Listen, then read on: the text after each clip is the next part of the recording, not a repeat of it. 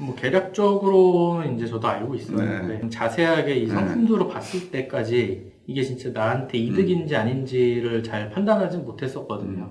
이번 기회에 좀 하나 둘씩 봤더니 좀 그래도 기준이 잡히기는 하더라고요. 오히려 보험 모르면 호구된다도 있고 플러스 잘 아는 것 같아도 호구된다라고 붙여야 될 것 같아요. 어설프게 어설프게 알아도 호구된다. 네, 나도 호구를 탈출하는 게 쉽지 않았다. 쉽지가 않은 거야. 보험을 좀 무리해서 드는 경우도 그런 심리잖아요. 맞아요. 뭐 내가 좀 무리해서 들더라도 결국 나중엔 다 도움 되는 거 아니야. 뭔가 저축하고 있는 느낌? 계속 내 거는 나는 절약하고 있는 느낌? 그리고 이거는 뭔가 술을 먹거나 뭐 그렇죠. 문화생활을 하거나 이런 느낌이 아니라 나는 착실한 느낌이에요, 항상. 그렇죠. 나는 미래를 니네들 이렇게 놀고 자빠졌을 때 나는 미래를 준비한다. 나는 미래를 난 이렇게 착실한 사람. 난 가정적인 사람이다. 가족들 그러니까. 이렇게 생각을 한다라는 건데 물론 그게 완전히 틀린 얘기는 아니라고 생각을 해요. 근데 그럼에도 너무 우리가 이제 뜯기는 게 많다. 보험사에. 그러니까 그걸 모르고 있다는 건 말이 안 돼. 순수하게 내 보험료로 다 이게 돌아오는 게 아니라 맞아요. 보험사한테 그냥 빼먹히는 게 너무 많기 때문에 그거를 좀 얘기를 하고 가야 알고 될 것 있어야죠. 같아요. 보험료가 어떻게 설계되는지를 간단하게만 알아도 완전히 보험에 대한 어떤 관점이 바뀔 수 있거든요. 맞습니다. 보험은 내가 낸 돈을 그대로 돌려받는 게 아니에요. 확률적으로. 내가 낸 돈보다 훨씬 더 적은 돈을 지급받는 게 보험이에요.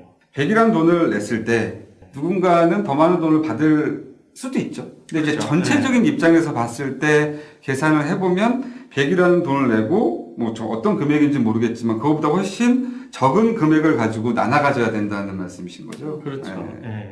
보험의 시작은 원래는 개였어요, 개. 개 모임 얘기할 때 개죠. 개 모임이 이제 목적이 그거잖아요. 상부상조 정신력이 나와 있는데. 맞아요. 여러 명에서 돈을 같이 모아가지고 당장에 긴급하게 돈을 써야 되는 사람한테 먼저 주는 거잖아요. 위험이 발생하는 사람한테 대비한 용이죠. 그래서 저는 걔는 되게 좋다고 생각을 해요. 왜냐면은 이 사람들이 낸 돈과 어쨌든 이 각자 나중에 나눠서 받는 이 돈의 합이 동등해요. 제가 어렵나요? 아닙니다. 저 개주가 도망가는 게 죄송합니다. 개주가 이제 떼먹고 쓸데없는 생각을 해서 하여간 똑같겠네요. 빠져나갈 데가 없네요. 개주가 떼먹고 나르지 않는 이상은 개주 위험성만 제외한다면 내가 낸 돈과 기대값이 같네요. 내가 받는 돈은 동일해요. 개 같은 경우는. 그런데 보험은 개만도 못해요. 개 같은 경우 개만도 못하네요. 근데 왜 그러냐면은 아까 이게 같은 게 개거든요. 맞네요. 근데 보험은 뭐냐면 내가 돈을 내면은 일단 보험 설계사, 그러니까 영업사원이죠. 영업사원한테 인센티브로 상당히 많은 돈이 들어가고요. 그 다음에 이제 운영비, 보험회사에 이제 운영비 여러 가지 있잖아요. 본사 직원 인건비도 사업비 있을 같은 거고. 거네요. 뭐 그 사람도 회식도 할 거고, 보너스도 받을 거고. 그 사람들 연봉 쓰죠. 1억이 넘어요, 다. 사무실 임대료도 낼 거고, 광고해야 되잖아요. 광고비도 뭐 3천억 이상 쓰던데 어느 회사 보니까. 이런 거를 다 내고, 남는 돈을 가지고 그 보험 가입한 사람들의 보험 지급금, 보험료를 지급을 하는 거거든요. 근데 저기 회사 이익도 그러면 또 포함되겠네요. 회사 이익은 또 따로 있죠. 따로 있는 거예요. 여기에 영업이익이 매해 영업이익. 영업이익이 약 10% 정도 됩니다. 그러니까 이 부분이 한 20% 정도 되고요. 그러니까 10% 영업이익 남는 거랑 실제 내가 내는 거에서 이제 이런 비용으로 빠지는 게 20% 정도 되니까 실제로 평균적으로 보험 가입한 사람들이 보험으로 받는 지급금은 자신이 낸 돈의 70% 수준인 거죠. 대략적인 퍼센트겠지만 100을 내면 결국에는 내가 기대할 수 있는 보장이죠. 보장 금액은 70이라는 얘기네요. 돈을 내는 순간 잃는다는 걸 인지하고 있는 게임이어야 되네요. 이해하시면은 보험은 내가 어떤 확률 게임에서 이기려고 가입을 하는 게 아니구나. 뭔가 내가 낸 돈 대비 뭔가 막 엄청나게 나한테 많은 혜택을 줘서 더 많은 돈을 받을 수 있겠구나 라는 생각을 일단 그건 오해네요. 완전 오해고 잘못된 생각이네요. 그냥 이렇게 말로만 하면은 우리가 거짓말하는 걸 수도 있잖아요. 삼성생명을 가져오셨나요? 네, 그래서 아예 삼성생명 그냥 예, 전자공시에 다 나와 있는 손익계산서를 뽑아오셨습니다. 네, 아예 그냥 손익계산서 뽑아왔는데 제가 이 영업수익이라고 하는 게 그냥 간단하게 우리가 낸 보험료 가지고 벌어들인 돈이라고 생각하시면 돼요. 그게 이제 27조고요. 아, 저게 단위가 27조입니까? 요 앞에 두 자리만 보면 되거든요. 예. 와, 어마어마하네요. 27조고, 그 다음에 영업비용. 쓴 돈이 총 25조인데, 그러니까 나머지가 영업이익이 예, 이익이 난 거고, 비용 구조로 보시면은 요만큼이 실제로 보험과 비슷한 용도의 어떤 보험 지급금으로 나간 금액이에요. 예, 13조랑 6조 합치면 20조 정도 되잖아요. 네, 20조 맞네요. 정도 대충. 그럼 5조가 빠지네요. 예, 나머지 5조가 아까 말씀드렸던 이제 뭐 사업비라고 그래가지고, 예, 뭐 영업사원의 어떤 수당도 있는 거고, 본사 직원의 월급도 있는 거고, 뭐 회식비도 있는 거고. 아니, 그리고 상여도 다 들어갈 거고. 아, 그죠. 상여도 있는 그리고 거고. 복리후생비, 네. 그들, 복리후생 좋으니까. 네, 뭐 퇴직금도 우리가. 영화는 주고. 우리가 보여주는 거죠. 예. 우리가 보여주는 거고, 영화도 보여주는 거고. 회식 4대 보험도 우리가 들어준 거죠. 다 그렇죠. 예. 네. 이렇게 해가지고. 아, 정말 열심히 우리가 도와줬네요. 예, 한 4조 좀 안 되는데, 아무튼 요, 순수하게 요 두 계정만 봐도 그만큼의 돈이 이제 사업비와 어떤 사업비에 해당되는 신계약비 같은 말이에요. 아까 말씀하신 율이 맞는 게, 그러니까 한 70%는 결국에는 지급받는 돈인 거고, 나머지 20%는 저기서 보였던 5조, 그리고 그거는 사업비랑 수수료일 거고, 2조인 영업이익을 하면 딱 와꾸가 맞네요. 그래서 총 27조에서 내가 받는 20조. 부분은 요 20조 정도 이렇게 된다고 볼 수 있는 거죠. 그래서 이게 어차피 이 회계장부에도 다 나와 있는 거기 때문에 이거는 그냥 역산해서 대충 계산해도 다 알 수가 있는 거예요. 이길 수 없는 게임이네요. 금융사는 절대 지는 게임은 애초에 시작도 하지 않습니다. 그런 상품 자체를 만들지 않았겠죠. 이제 아니 그래도 70% 정도의 기대값을 가지면은 내가 10을 냈을 때 어쨌든 7 정도를 돌려받을 수 있다고 그렇죠. 하면은 이 중에 이제 10 이상을 돌려받는 사람도 있는 거잖아요. 아, 본전 이상한 사람들. 어쨌든 뭐 사망보험금도 그렇죠. 되게 뭐 일찍 안 좋은 일이 생기면 미리 받으니까. 받으니까 그런 경우도 어쨌든 생기는데 그렇게 따졌을 때 이제 제가 대충 한번 시뮬레이션을 해봤더니 10명으로 돌린 건가요? 맞죠? 10명이 10씩 모아가지고 개처럼 열심히 내서 100에 모았을 때 총 받는 돈이 70이라고 하면은 요런 식의 분포를 예상할 수가 있거든요. 한 8명은 손해를 보고 그러네요.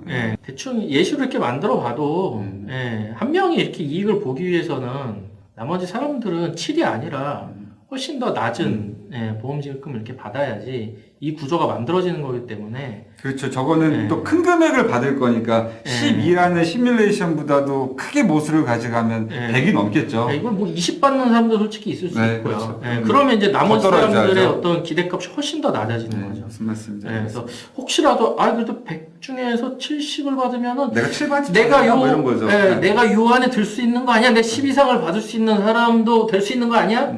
이런 생각을 혹시 많이 하실까봐 막상 시뮬레이션을 해도 이게 정말 쉬운 게 아니다.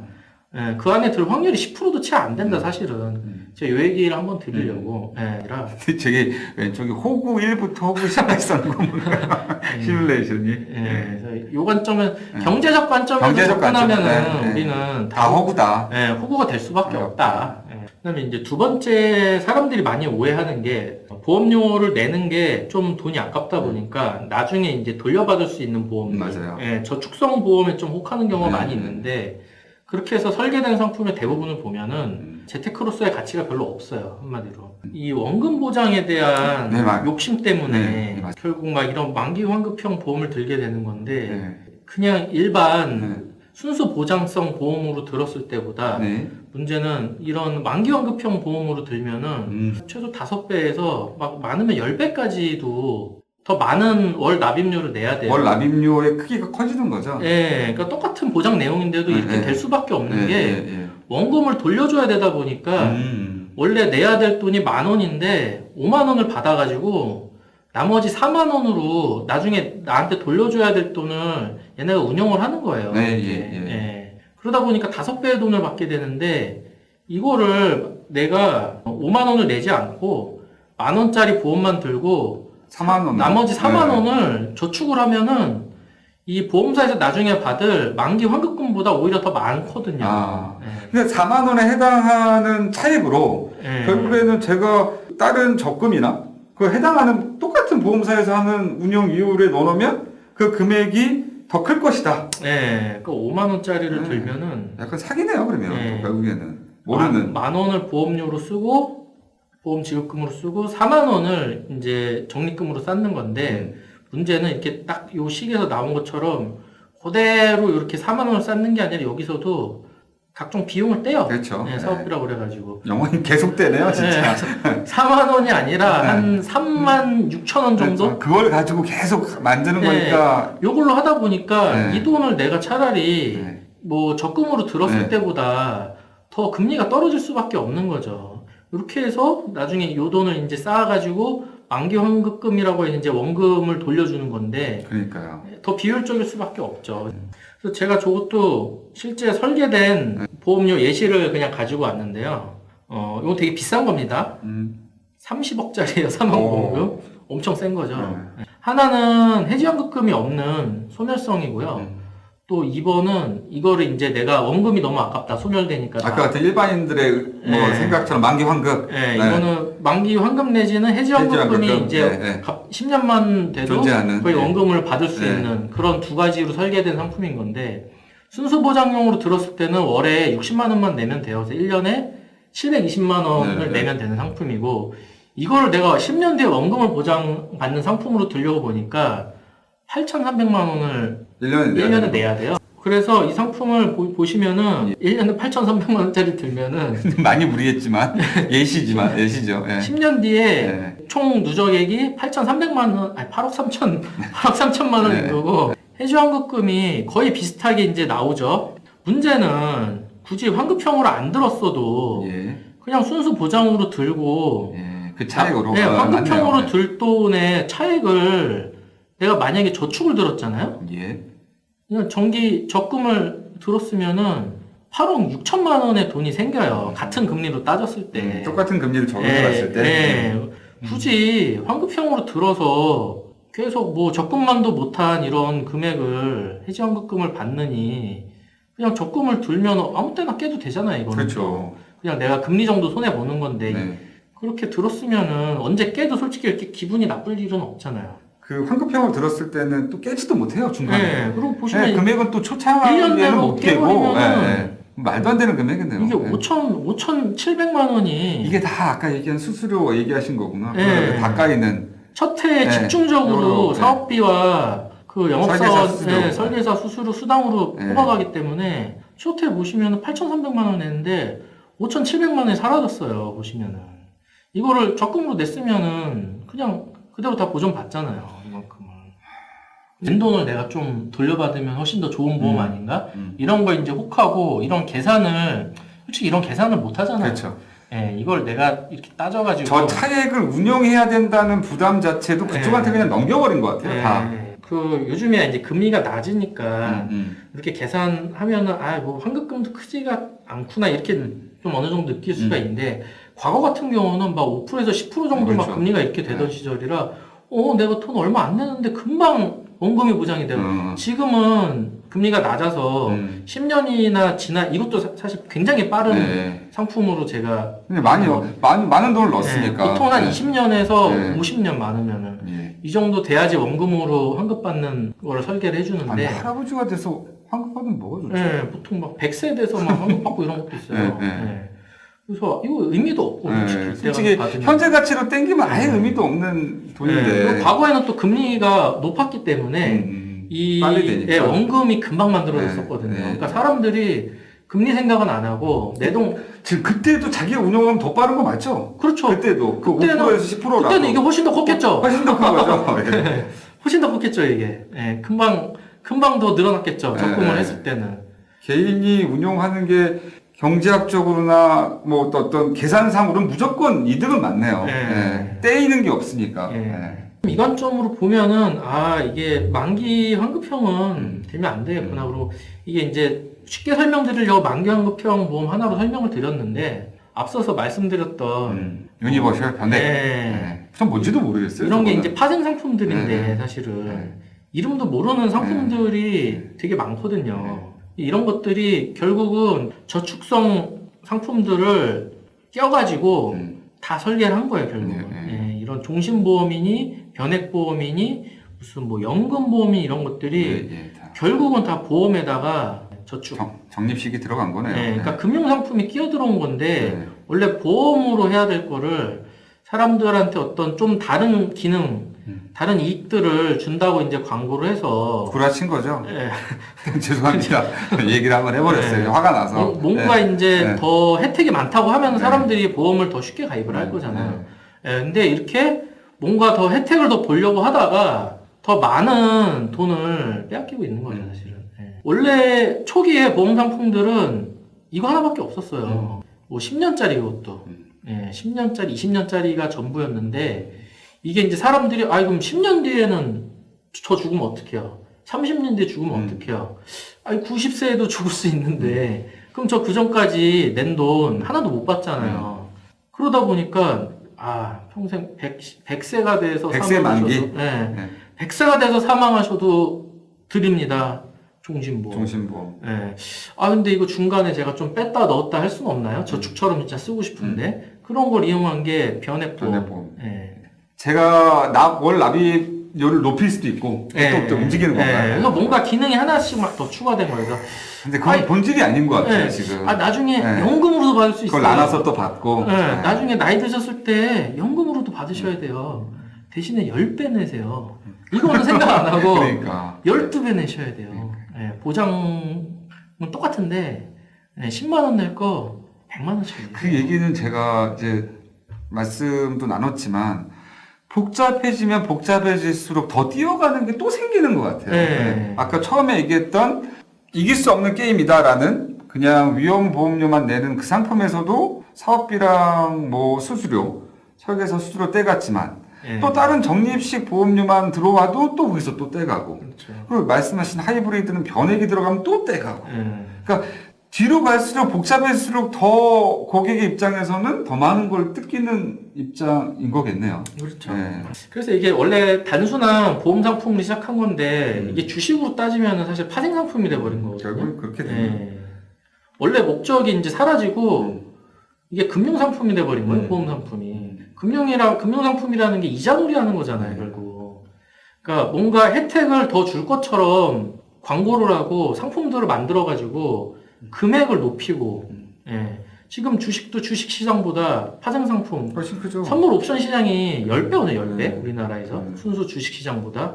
보험도 똑같아요. 순수 보험 상품보다 이렇게 파생 상품으로 만들어진 뭐 하이브리드니 종신보험이니 뭐 이런 건강 무슨 연금보험이니 저축이니 이런 것들이 훨씬 더 많아졌어요. 가입 금액이.